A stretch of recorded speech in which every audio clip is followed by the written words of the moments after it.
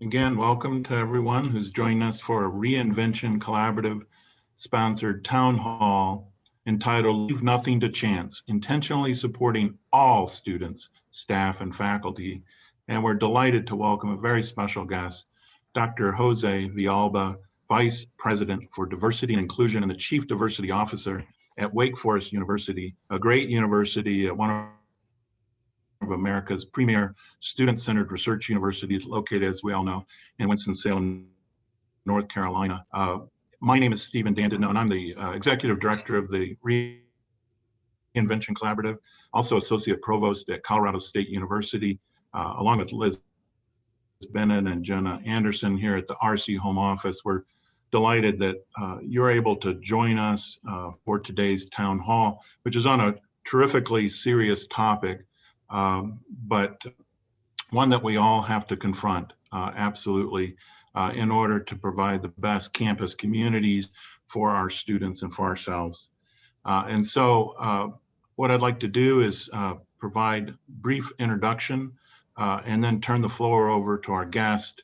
I want to let you all know that if you'd like to pose questions later on, please use the Q&A function for today's town hall. We'll monitor that, make sure we save some time, certainly a lot of time, to try to make sure we get to your questions and have this be as interactive as possible. And I also want to remind you that we're recording today, and that thanks to Dr. Villalba's generosity, we're able to share this with whomever would benefit from it. So we'll notify you when that, which will be captioned and edited and made very, very presentable, will be available for you to share with your colleagues around the country, some of whom are already beginning their semesters, many of whom are poised to do so very soon, and are desiring every opportunity to benefit from the experience and expertise of our guests in trying to best cope with our, really challenging circumstances. We can say that. Dr. José A. Villalba is, as I've said, the Vice President for Diversity and Inclusion and Chief Diversity Officer at Wake Forest University. Prior to his current position, he served as Senior Associate Dean for Faculty, Evaluation, and Inclusivity in the Office of the Dean of the College, also at Wake. He is also a Professor of Counseling and has been affiliated with the Department of Counseling since arriving at Wake Forest in 2011, and served as its first coordinator for the minor in Health and Human Services. Prior to arriving at Wake, Dr. Villalba was Associate Professor of Counseling at the University of North Carolina at Greensboro. He was also an Assistant Professor of Counseling at Indiana State University.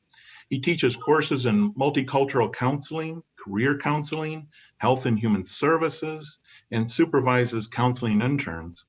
He has authored or co-authored over 50 manuscripts, book chapters, editorials about health and health disparities in Latina and Latino youth, Latina and Latino access to and completion of higher education options, and issues related to college access for students from underrepresented groups. Since becoming an administrator, he has facilitated diversity and inclusion efforts for faculty and students in an effort to address issues of access equity across campus. Jose, thank you so much for your time today, for the benefit of, again, as I say, your experience, your expertise. Welcome. The floor is yours, sir. Thank you very much, Steve. And thank you very much for all of you who decided to attend and spend some time with us today. I also want to appreciate the invite to share some perspectives and some thoughts with you all. And it goes without saying that my appreciation also to Jenna Anderson and Liz Bennett, who are behind the scenes, making sure that these things work. Steve, you mentioned that this will be shared with the group on this call and others, and it will be edited nicely. So I look forward to seeing the edit where I have less gray. It takes me back a few years. It really is my pleasure to be here today and to really try to facilitate a discussion on how we can intentionally and deliberately support all of our students and all of our staff and our faculty. Because Steve mentioned I'm a counselor by training and a counseling professor, I believe a lot in the power of context. And so I'd like to share a contextual if you will, laying of the table, so that we know what we will get out of this experience today. It is my intention to make sure that we cover these three broad topics and to leave plenty of time at the end so we can have a discussion, and we can learn from each other. We know that there are questions that each of you on this call will have that others will have as well. So my intention is to make sure that by the time we're done, we have a better understanding of what it means to intentionally serve all of our students, our staff, and our faculty. And obviously the most important word in there is intentionally. We find ourselves in educational settings and in communities where it is becoming harder and harder to just leave things to chance. Maybe students will figure this out, maybe staff will get the support they need, maybe faculty will rise among the ranks, if you will. It hasn't really served us well in the past, and it's particularly not serving us well now. The second thing I want to make sure that we all have when we leave is, what does it mean to elevate the needs of those with less recognized agencies or voices or visibility? And I underscore the word less recognized because it doesn't mean that people from underrepresented groups don't have agency. It doesn't mean that they have no voice, and it doesn't mean that they're invisible. Unfortunately, the way that our society has worked and the way that many societies have often worked is that we don't recognize the value, the infinite dignity of all of us who make up our community. And so it is important for us to figure out how to do that better, particularly as administrators and as educators in higher education settings, particularly those of you who are groups of or members of the collaborative. And then I'm going to end today's discussion, before making this more about inquiry and dialogue, on what does it mean to be creative, strategic, and courageous. And you'll see that I'll put the word support after each of those three words in my penultimate slide. But I think it's important to realize that even though I will put the word support after creative and strategic and courageous, one should actually substitute that word support for leadership. What does it mean to be a creative leader, a strategic leader, and a courageous leader, particularly when it comes to issues of equity and inclusion? So it is my intent and my goal for us to have these three questions not necessarily answered in the next 50 minutes, but definitely addressed and tackled, and hopefully setting you all up with a foundation to continue to have these discussions in your units when the hour is over. So there are two groups of people that I think appreciate context more than anybody else, says a biased counselor: counselors and history professors. Steve alluded to the fact that I was the Associate Dean for Diversity and Equity in the undergraduate college at Wake before I found myself in the current position. And the dean of our college, Michelle Gillespie, is a historian. And so Michelle and I would have these incredible discussions on the importance of context. I always thought context was only appreciated by counselors. And again, I say that in jest, but it was always wonderful to know that there were other people who cared about context as much as I did. So before we actually talk a bit about this notion of how do you intentionally support all of the members of our communities, and really how you leave nothing to chance, it's important for us to recognize that if we do not pay attention to these three concepts on the board right now, on the screen, we will end up actually leaving a lot of things to chance, which is what we're trying not to do in this webinar, in this session, if you will. So the first thing I want to do is acknowledge the fact that there are plenty of people in our campus communities, parents, donors, board of trustee members, relevant stakeholders, who see the words diversity, inclusion, and equity, and they twinge. They wonder if there's an agenda. They worry about not being seen or recognized in those words. They worry about being preached to, or they worry about being convinced of something they don't want to think about. And so I've actually started to flip the switch a little bit on these three terms. A counselor is only as good as their ability to reframe a conversation. And what I would encourage you to do, particularly if you're trying to set the context, set the groundwork in your institution for having these discussions, think about the parallel between diversity and compliance, between inclusion and consciousness, and between equity and commitment. The reality is that diversity was never enough, just like compliance is not enough. Compliance is literally the lowest bar one could meet for one to be certified, or for one to be accredited, or for one to receive some sort of credential. But you want your your counselors, or you want your presidents, or you want your leaders to be more than just compliant. And the same thing happens with DE&I work.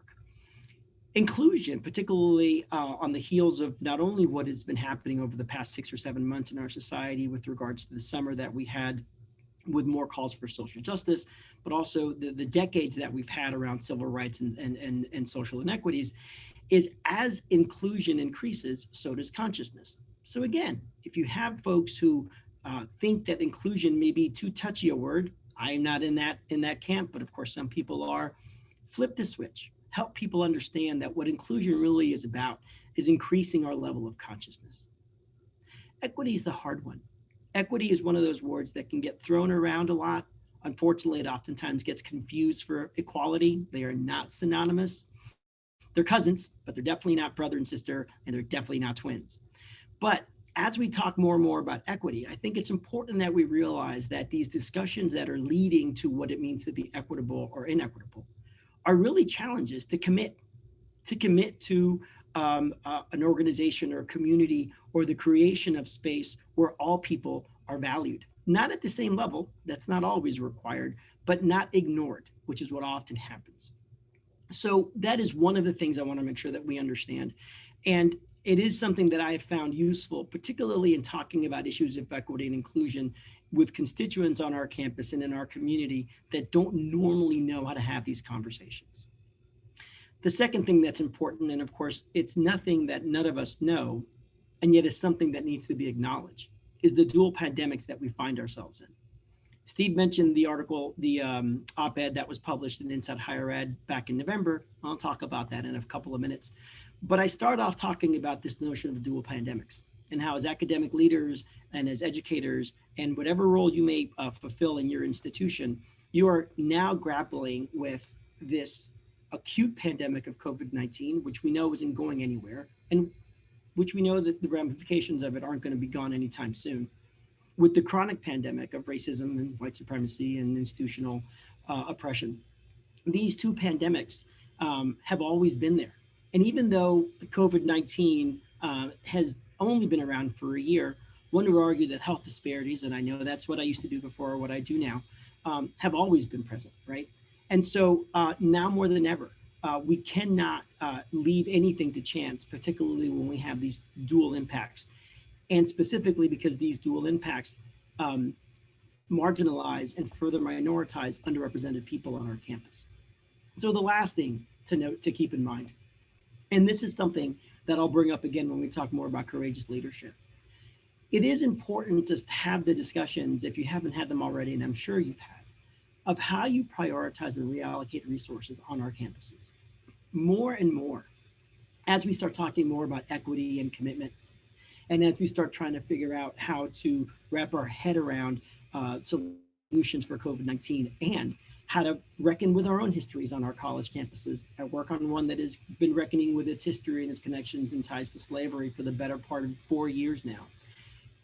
That is going to lead to discussions, hard discussions, about how we prioritize and allocate and reallocate resources. So when I underscore those last 2 points of where do these efforts fit and who makes that call, these are conversations that of course need to be happening not only through academic leadership, but also administrative leadership. And not only in the C-suite or the cabinet or whatever it is you call your senior leadership team on your campus, but also your board of trustee members, also your advancement offices as well. These are the areas that unfortunately oftentimes don't get discussed too much. And then the solutions that we try to come up with to address these issues end up falling flat. It is very hard to have a commitment to equity without having to have difficult discussions around where are we going to prioritize these initiatives and solutions, and who eventually makes that call.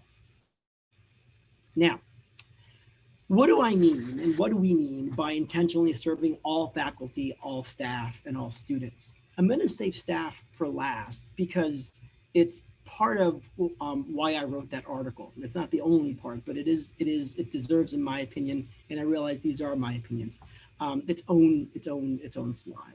So when we're thinking about intentionally serving faculty, I think it's important to think about these 3 aspects. What professional development opportunities are we specifically allocating for faculty, knowing full well that junior faculty, untenured faculty will need more support in that space. Evaluation. How fair are our evaluative initiatives? How fair are the systems that we use to determine who is worthy of a merit raise and who is not worthy of a merit raise? We do know, research has shown time and time and time again, that if you are a person of color, if you are a woman, if you identify on the LGBTQ plus spectrum, you, in comparison to your colleagues in some sort of social majority, whether that is being white or being male, are going to be judged lesser or going to be judged lower on your end of course evals or in whatever method you have to evaluate faculty effectiveness. These things need to be taken into account. The other thing to keep in mind with evaluation is, are we seeing the faculty member as a whole or just in discriminate parts of teaching, service, and research or creative works?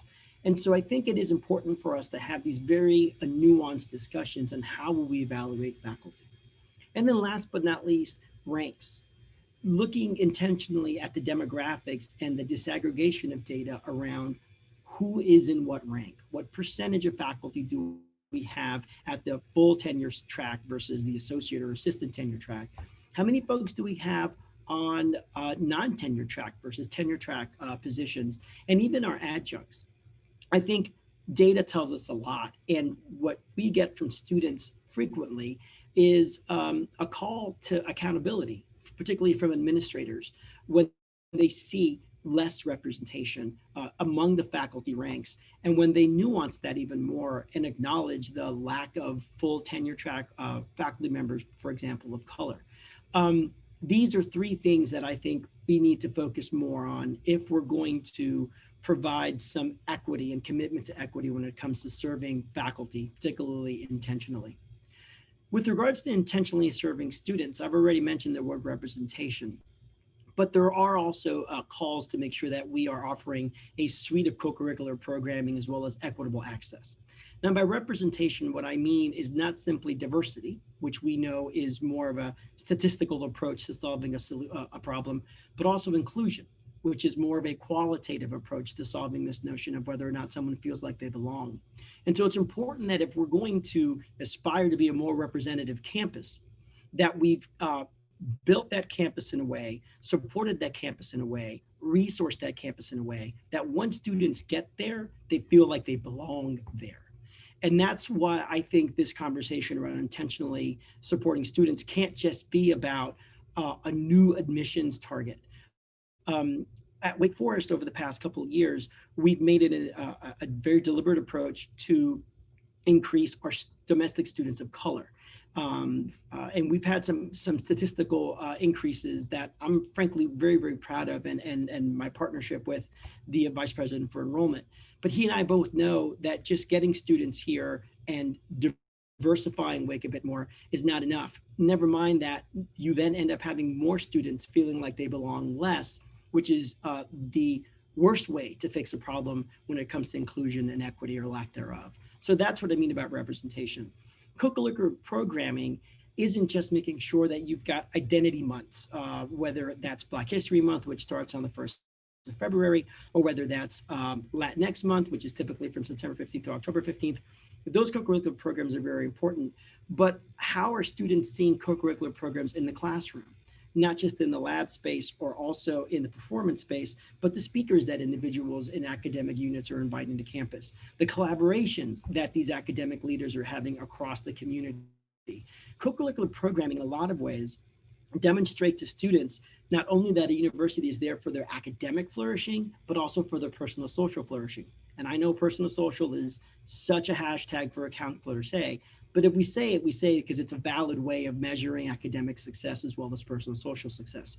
So I would make sure that whatever resources you can provide to students from the perspective of not only what it takes to be a good leader, but also, or a good student, but also what it takes to be a good community member, it is relevant to make sure that curricular and co-curricular programs are inclusive of what students are trying to see and find on campus. And then last but not least, equitable access. This isn't just about financial aid dollars, but it's also about making sure that if a group of students on campus doesn't have the same access to, for example, to a career service center, that we go out of our way to make sure that students are tapping into those resources that are going to help them get a job or get into graduate school afterwards. I'm a big believer in something that researchers have called micro grants for a long time, and all you need to do is Google, for example, Georgia State has a very good micro grant program. Notre Dame also has a very good micro grant program. And what that essentially means is that once an undergraduate student, particularly one that is under-resourced, has received their financial aid package, they also have the ability to find support for those unexpected and or hard to budget for expenses. Whether that is a plane ticket to go see abuelita who might be sick back home, whether that is the need to buy a new suit or a new outfit for a job interview, whether or not that is so that they can enjoy a football game or a soccer game or a gymnastics meet.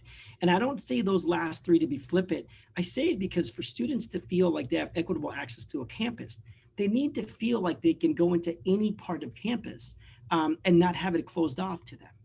So working with partners within your campus community to make sure that students have access, and outside of the campus community with donors or with grantors to make sure they have access, is really important to supporting students from all backgrounds, but particularly those who may be either first-gen students or who may feel like they don't belong because they don't see themselves as much as they'd like to on your college campus. So what about staff? So I've mentioned that, or Steve mentioned that I've been an academic for a while, and long before I became an administrator, I was a faculty member. And I worried a lot as a faculty member of really two things, teaching and research. And in a lot of ways, that was my blinder on this end, and that was my blinder on this end.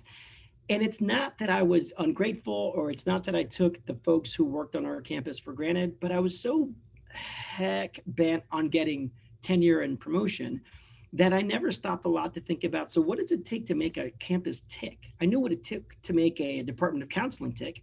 I knew what was expected of me to go up for full and go up for associate.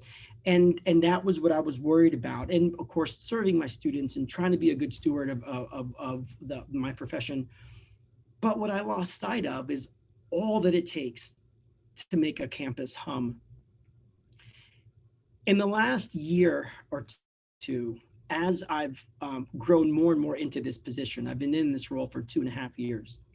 What has become apparent to me is that so many staff members on our campuses feel unseen and feel unheard and feel unvalued, not even undervalued, but unvalued.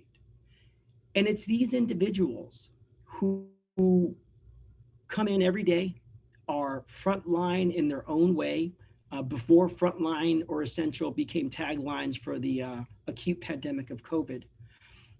And I'm a firm believer that if we don't start as institutional leaders and as institutions to value more, acknowledge more, support more our staff, whether they be contract staff members, whether they be non-exempt or exempt, we are going to fail to attain whatever goals we have for our institutions.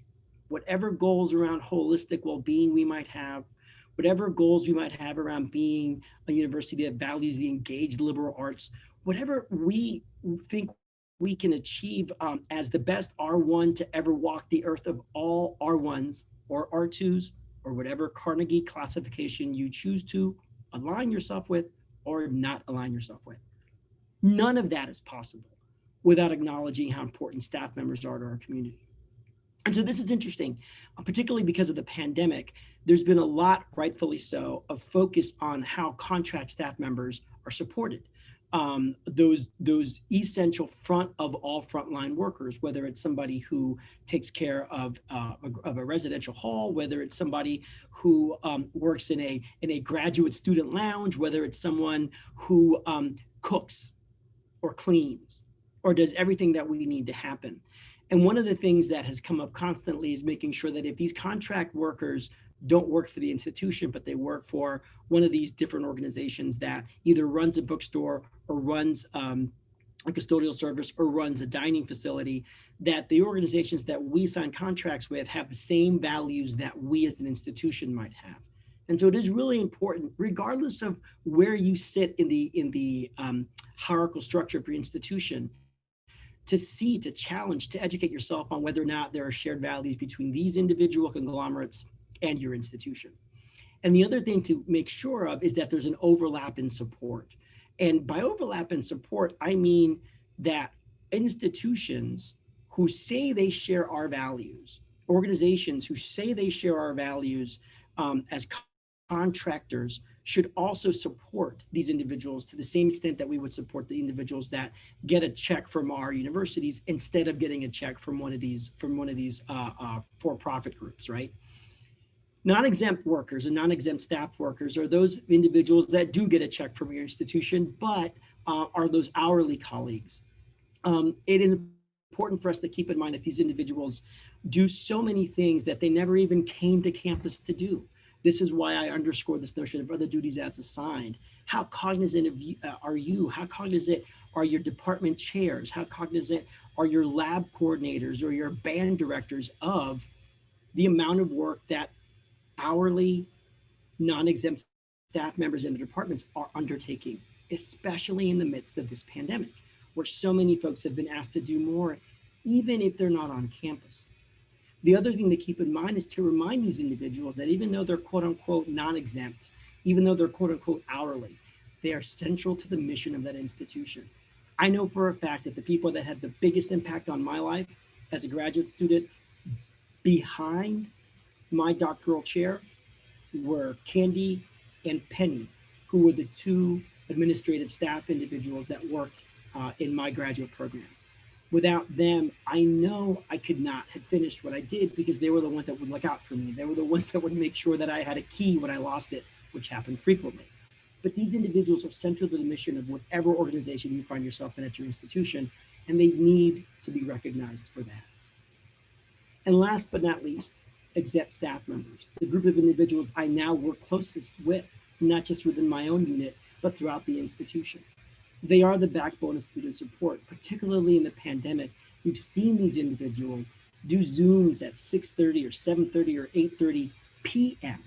with children or elderly adults they're taking care of in the background, Zooming with students who may be excited about an exam result or may be anxious about an election, Zooming with students who may be getting ready for a job interview or really worried about the fact that their resume is not tip-top.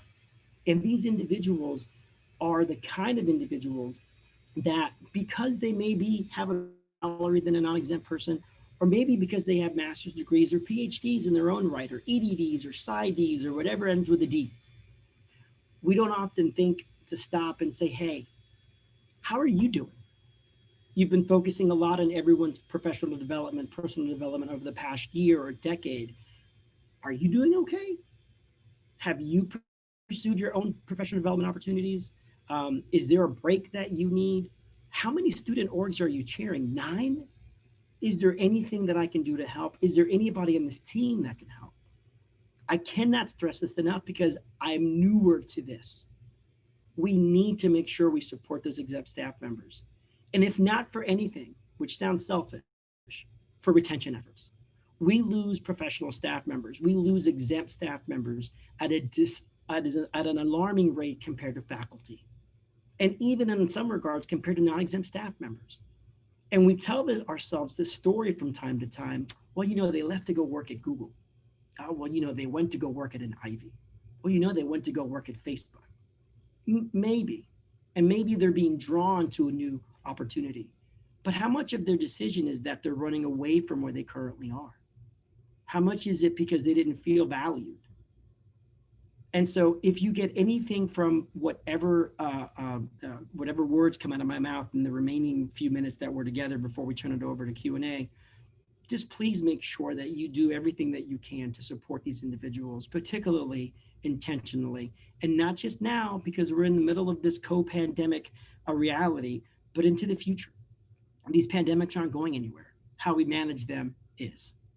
So Elevating minoritized and marginalized stakeholders. So what was the rationale behind the article that Liz so graciously put back up in the chat and that Steve has referenced?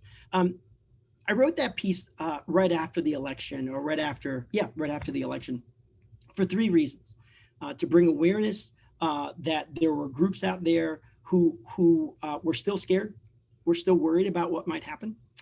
To affirm to these groups and other groups that are either allies or see similarities in their own identities in those groups, that that their needs needed to be addressed and highlighted. And then the timing. I realize that everything right now is political, from a face mask to whether or not you watch a certain kind of movie. That is the reality that we're in.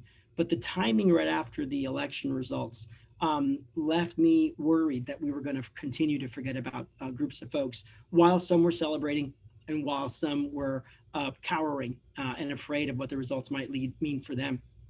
So why focus on these three specific groups? Because in my opinion, they are the groups that often have the least amount of agency and the least amount of social capital. Not because I don't value their perspectives, but because other people in our society don't value it as much. DOC and international students, as you know, particularly over the past couple of years, have played a guessing game, a very scary guessing game, a very stressful guessing game as to whether or not they were going to be either deported, or whether or not their family members would be deported, or sometimes much more salient for them, whether or not they'd be able to afford whatever fee would be required to pay for a new credential that allowed them to stay here just a little bit longer. And they continue to worry about whether or not the new administration is going to somehow negate all the executive orders that have come over the past 4 years, and whether or not those executive orders will beget a different set of executive orders, whether or not there'll ever be any legislation, which is a lot more grounded than an executive order. So that's why I highlighted that group. LGBTQ plus community members was another group I chose to highlight because of the courts. And again, I realize that everything right now is loaded politically and socially, but the reality is there are many members in my team, many members in my family, who are worried about the next 3 or 4 years are going to mean, whether or not they're going to be kept from adopting a child, whether or not their marriages will be negated even after they had been validated, right? And so this notion and this tension, this worry and this concern as to whether or not they will be seen as whole individuals in our society is worrying members from the LGBTQ plus community on our college campuses. And then last but not least, professional staff colleagues. Again, I've alluded to this already in my previous slide, but in the article, I talk specifically about how we can support these individuals, how we can make sure that they have chances for a succession, for example, a promotion, and how we don't depend on them for everything all the time. And as we're thinking about three groups that I think we can pay particular attention to, there are newer or additional areas to consider. The three are pretty self-explanatory. All you need to do is Google admissions cliff to know that we are entering a space right now where we may have fewer admissions into college campuses over the next few years. Incidentally, there's a disaggregate nature to admissions cliff. We will be we'll have more diverse students coming to college campuses, and there will be, as my HR colleagues refer to it as, a war for talent, a battle for talent, a challenge for talent, and universities will be trying to attract a more diverse and academically ready group of students. It is something that we need to think about. The other one is fundraising. I'm in a space right now, and a lot of CDOs and VPs for D&I or AVPs for D&I are in a place where we're trying to figure out, so how do we get external constituents to an institution to focus more on campaigns and on financial support and endowments for this kind of work? McKinsey Scott, who just last year was reported donated $4.2 billion to HBCUs CUs and community colleges and tribal colleges. There are individuals like that. And of course, Mackenzie Scott is a very popular individual. When you donate $4.2 billion, you're going to get a lot of press and a lot of accolades. But there are folks who maybe have a couple of $1,000s that they'd like to contribute to DE&I efforts. And so I think for not just folks in my positions, but for folks in all of your positions, on all your college campuses, what can you do to highlight the needs to fundraise in this area?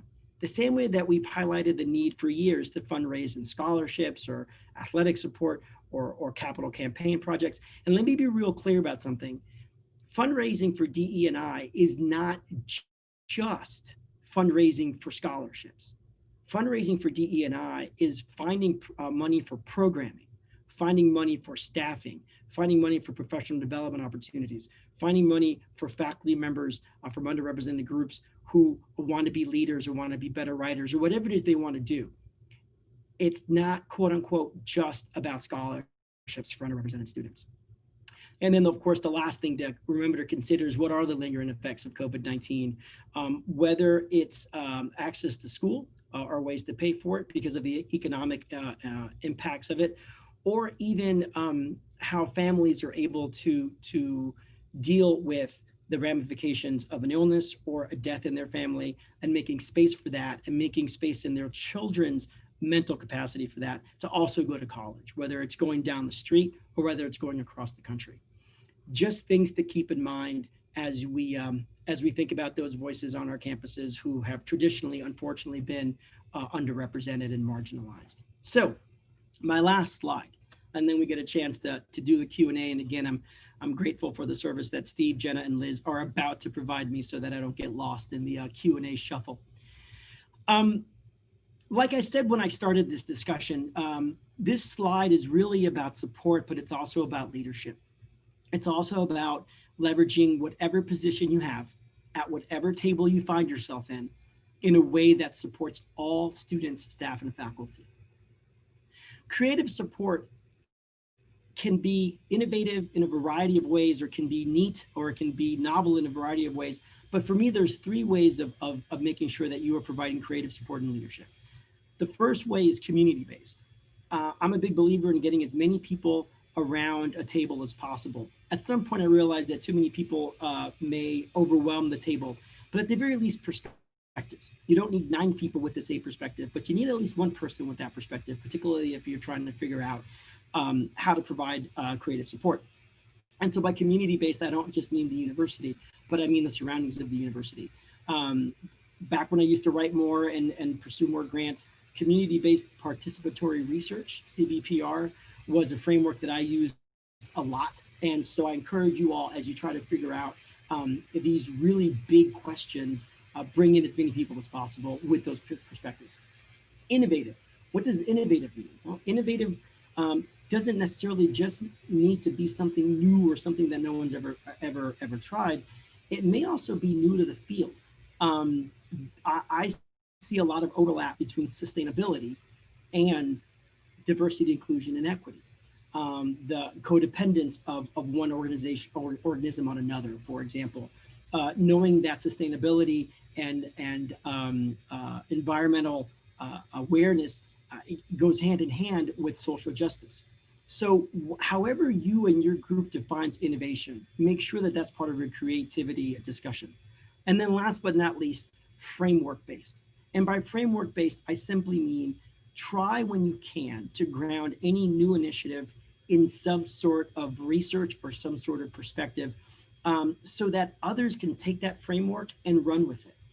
What that framework allows is different individuals on your campus to get different results, to get specific results to their area of research or their constituencies, and then link it back to other groups on that campus. We have a new framework at Wake Forest University called the RIDE framework. RIDE stands for Realizing Inclusion, Diversity, and Equity. And our framework, our website, is all about providing you, the members on our community, with a toolbox. And it's a relatively big toolbox. But the point is, and we hosted a brown bag right before the virtual brown bag, right before the end of the year, where we had individuals who had adopted the RIDE framework on campus. And it was Department of Education, it was athletics, and it was the Office of Personal and Career Development. Three very different groups on campus doing three very different things in this notion of being creative around how they're providing D&I resources, but all using the same framework. So I encourage you to do that. Second thing to keep in mind is strategic support or strategic leadership. Individual, departmental, and institutional are actually how we've designed the RIDE framework. The only point that I need you to understand for this one, and again, you can always, if you choose to, nerd out on the RIDE framework website on our at Wake Forest. Just understand the interplay between individuals and their own growth in these areas, how those individuals are part of a department or an organization within an institution, and then how those different departments and organizations lead to an institution that is more strategic, particularly around providing support for all students. These three things must live together. For an institution to lead or get out in front of different departments or individuals without getting buy-in or without getting feedback from them means it's not going to go as far as it needs to. And if the individuals and or departments can't push the institution to do better, then they'll always languish or frankly feel like they're not doing this for any greater good. So there is a very specific interplay between individual, departmental, and institutional strategic support. And then last but not least, courageous support, courageous leadership. These words are self-explanatory, and they're huge words that mean so much to our constituencies, regardless of where they're from. Whatever you do towards not leaving anyone or anything to chance, make it visible. Not just on social media, which I realize is how a lot of people get their information these days, but also using older or traditional media. But make sure that your support and belief in these initiatives are visible so that others, not only from underrepresented groups, can see that you see them, but that others from groups with power, with privilege, can stop and think, well, if this is what this institution is about, then this must be important for this institution, and maybe it should be important to me. So visibility is important. Accountability is also important. Courageous leadership, courageous support holds itself accountable so that it can hold others accountable as well. And I realize how difficult that is, but making a commitment to accountability is a courageous thing to do. It means that it's more than just lip service or a statement. And then last but not least, will you be transformational? Will your organization, will your institution, will your department, will your office of three be transformational at your institution?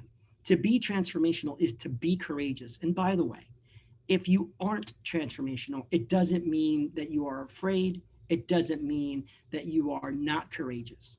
But I'll leave you with these words from my dad before I turn it over. My dad used to say, do not confuse being afraid with being scared. It is perfectly fine to be scared all the time, whether you get spooked, whether you don't know what's around the bend, but do not confuse one for the other. And if we remember that it's okay to be scared, to not be afraid, we'll be more courageous and more transformational in the end. So, Steve, that is all I've got. And it is now time for some inquiry and dialogue.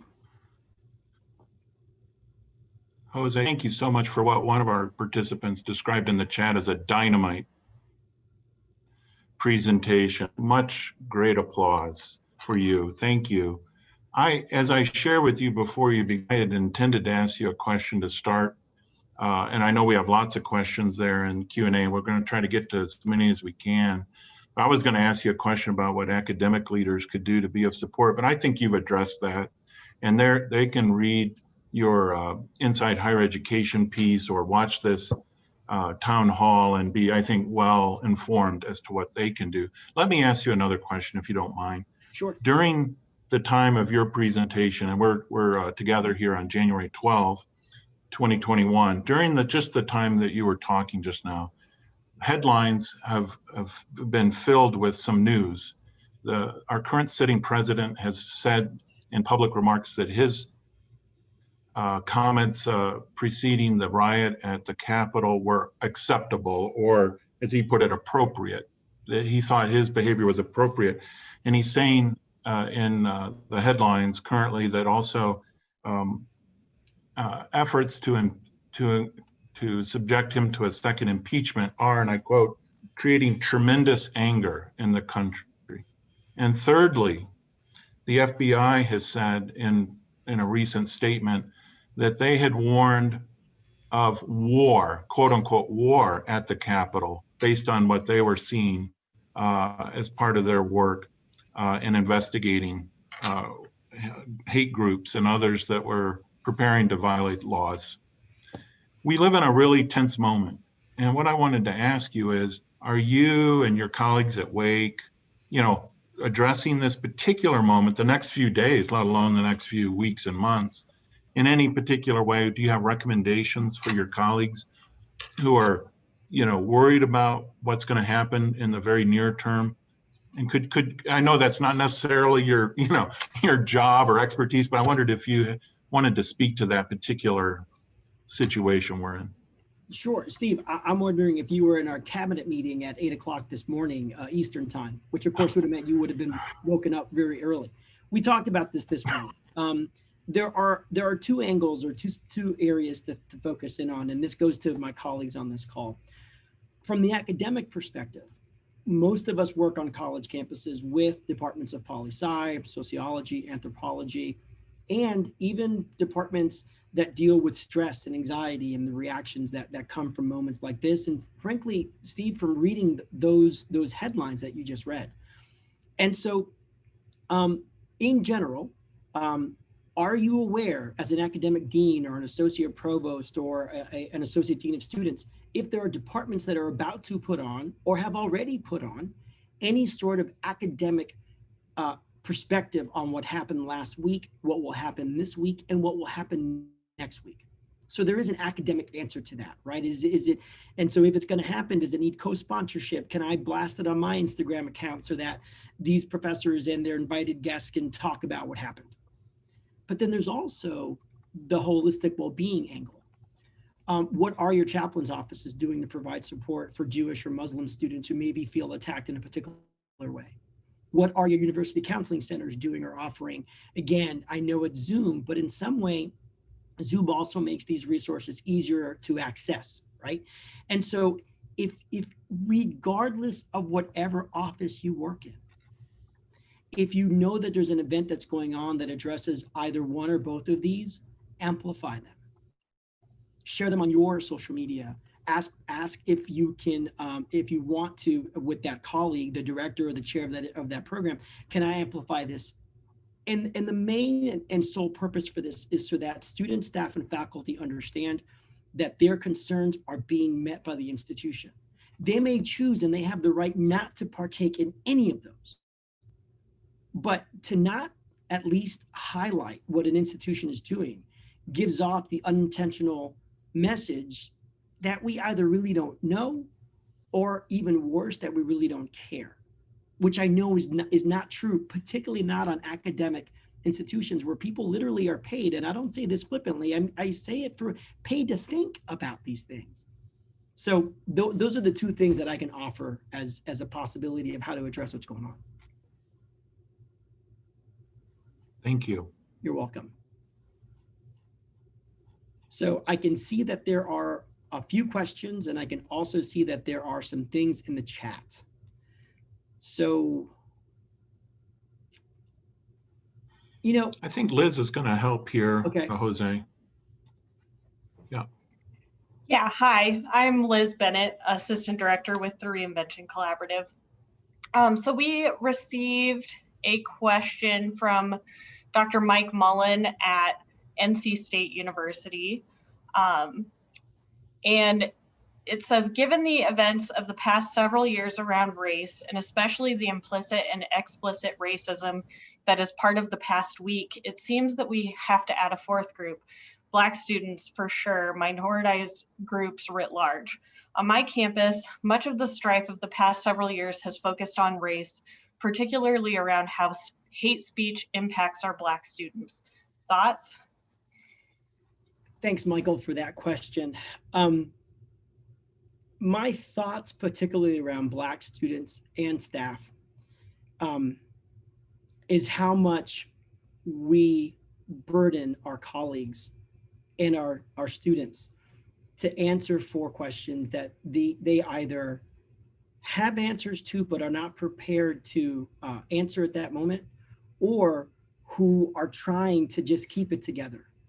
I hear my Black colleagues and students, Black students on our campus constantly saying to me, you know what, Dr. V, I appreciate getting a question from a student or from a professor to help them understand the social unrest that occurred in the wake of Breonna Taylor being murdered by police officers in Louisville, Kentucky. But I can't answer that question anymore. I am tired of answering that question. And and Michael, my thoughts on this aren't necessarily solutions as much as it is acknowledgement that if your organization or your academic department or whatever member you're a group of is trying to tackle or find an answer, do some work ahead of time. Try to labor yourself before you labor others, particularly around these questions that are so complicated and frankly so complex. And it's not about not asking, and it's not about shielding folks or protecting folks, but there comes a point in time when you can do a little bit of research on your own before you ask a question instead of the other way around.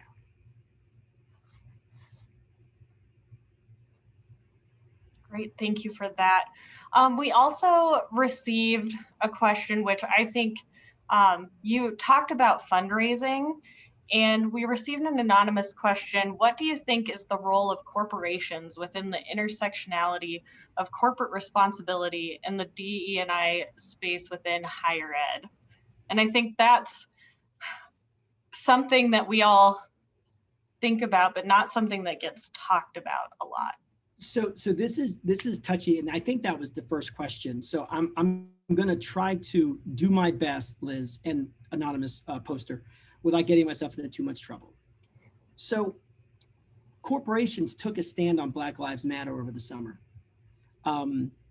Whether it was Lego donating $4 million to quote unquote causes, whether it was Adidas putting Black Lives Matter on t-shirts and then selling those t-shirts. And I say that intentionally. And the reason I say that intentionally is because corporations have figured out, they figured out this summer, particularly this summer, that they cannot sit on the sidelines, right? And so this is my perspective, and it's not just for corporations, but it's for nonprofits, and it's for donors, and it's for members of the board of trustees, right? If you, the general you, Liz, not you specifically, right? If the general you wants to support diversity, inclusion, and equity initiatives, then as institutions, let's give these individuals initiatives to support beyond just scholarships or even beyond just named professorships.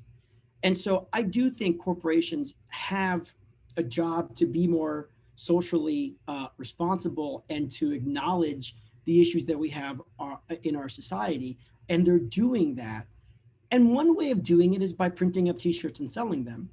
Another way of doing it is by supporting professional development for underrepresented faculty, or by supporting more staff positions, and so on and so on.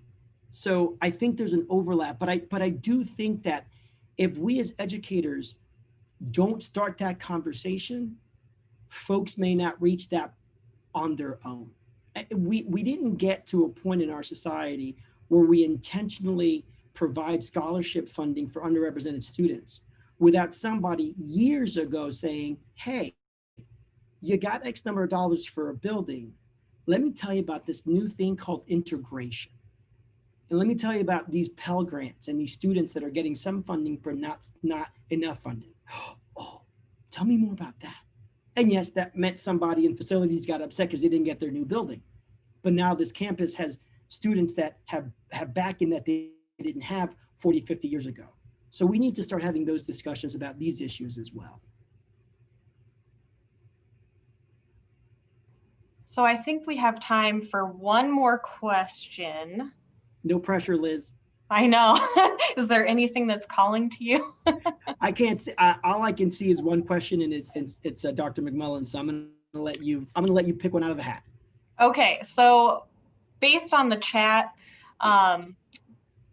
and just the feedback we've received, I think there is a lot of concern for staff on our campuses. And we received a question, an anonymous question that says, as our university faces massive budget cuts, staff has been cut and remaining staff has thus increased their workload. While we are thankful for our jobs, it does not result in the staff appreciation and feelings of value that Dr. Villalba says is extremely important for retention of staff. What ideas do you have for universities to express value to staff when their workload has increased exponentially with no salary increase or kudos? Two ideas. Research and posing difficult conversations. And by research, I mean, we know of several anecdotal and lived experience qualitative narratives from so many staff members. But we can't assume that senior leadership and or board members don't know or do know what those experiences are. So what surveys, what focus groups, how can we capture that in a way that is hard to argue with? That's the research angle. The difficult questions is then saying, what do we do with this? I realize I'm now on the precipice of beating a dead horse, but I go back to courageous leadership. We need to, at the very least, be able to say to senior leadership and to those who are responsible for allocating and reallocating resources, what do we do with this? We took the time to show care and compassion and support for our staff and our faculty, our junior faculty who have had their academic research agendas slowed down. We wanted to back up what we've heard with some data. We now have some data. How can we address this? Those are just two ideas, and I realize that the answers are harder to arrive at. But thanks, Liz. You picked a good one. Kudos.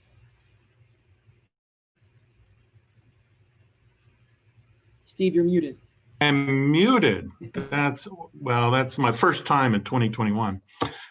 Listen, I want to, on behalf of all the participants today and all the members of the Reinvention Collaborative, thank you, Jose, for what has been a really powerful presentation on issues which are overwhelmingly important and that deserve our consistent and constant attention. And thank you for both your op-ed and the Inside Higher Education into last year, as well as your willingness to join us today in these very difficult times. And we're so grateful to you and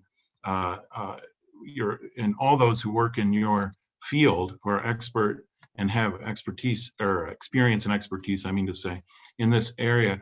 We all will join you and we'll do our own work, as you say, to learn and come up to speed as best we can so that we can be good, good partners in collaboration on behalf of our students and our institutions and our society and our world.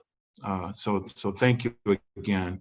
I want to also appreciate our participants today, my home office colleagues, Liz Bennett and Jenna Anderson, and invite everyone, if you're, and I know you are, interested in these subjects, to join us Thursday of this week for a town hall that features critical student affairs perspectives, addressing many of the same issues with maybe a different perspective.